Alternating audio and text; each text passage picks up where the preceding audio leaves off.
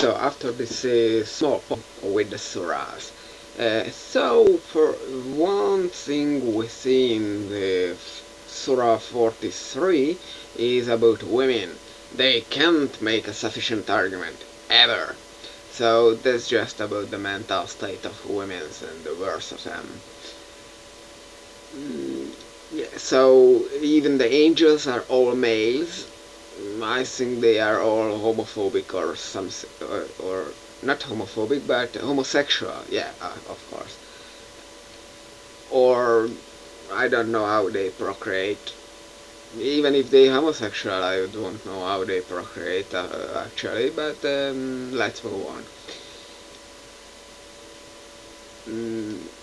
Some apologist argument about why not all Muslims are rich. Actually, as other places tell that it's not good to be rich, so just forget about being rich.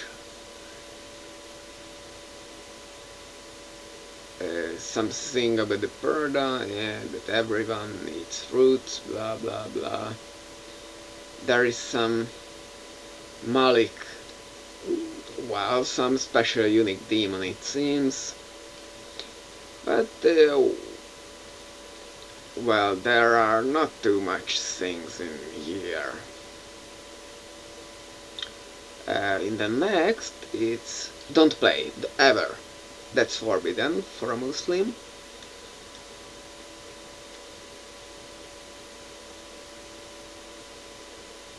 And there is an interesting thing, there is a hint about the Egyptian army drawing in the Red Sea, and it says that Allah gave their land to another nation.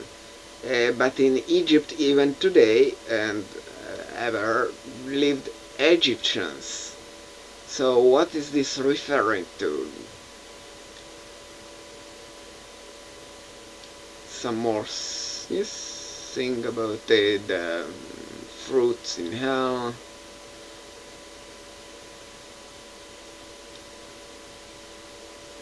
Let's move on to the next surah.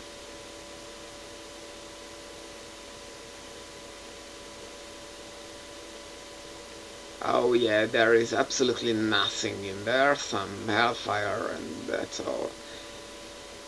Well, the Surah 46 tells that some things about pregnancy,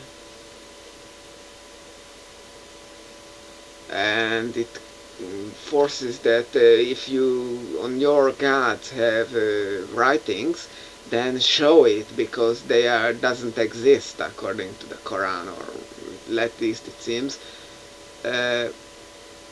Well, there are thousands of secret texts about thousands of religions, so this has no weight.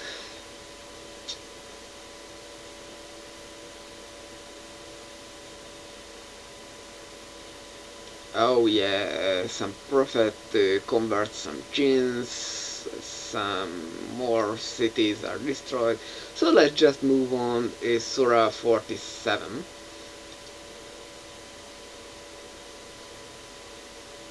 There is this milk rivers and wine rivers, and you know, this when the Bible says it's the promised land with milk and honey, you just get in the Quran that write that in the paradise.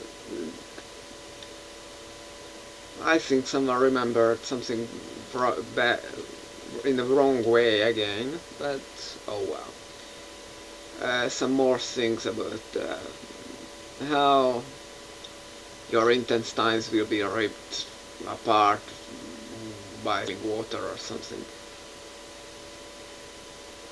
You know, it's not just promise something, you also have to thread them with something else.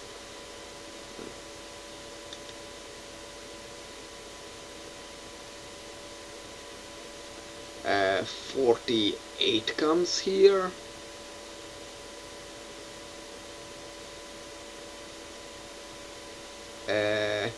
there is this, who could do anything against the will of Allah?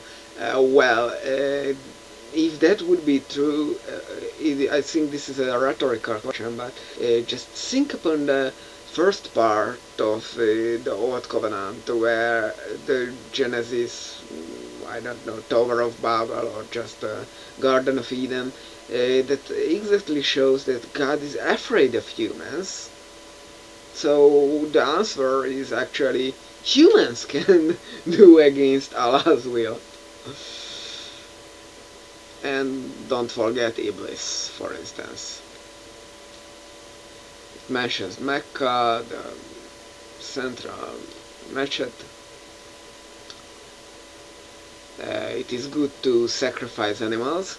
So next time if you go to a church of Muslims, just bring an animal and tell them that you want to sacrifice it, because that's a good thing. Again, it says that Allah is a fucking good witness, but I don't think any jury would accept that claim.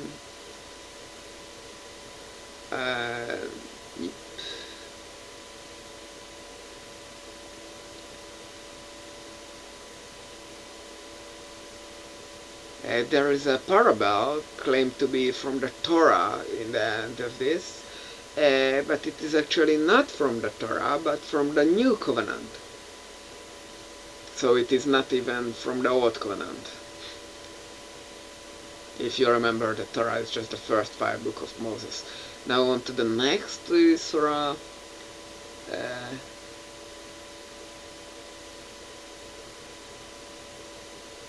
Some direction to Muslims how to behave appropriately. Spying is forbidden for Muslims, but I'm absolutely sure that they still have spy agencies in the Muslim countries. No country can survive without those.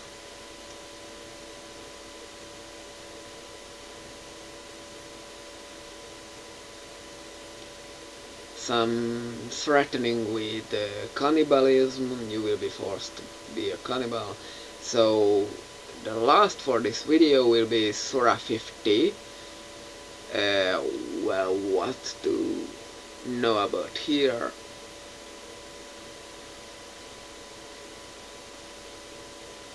Oh, just more cosmology. Doomsday, and forget about Surah 50. Now I will end this here, and in the next video I will move further. I hope you're still with me.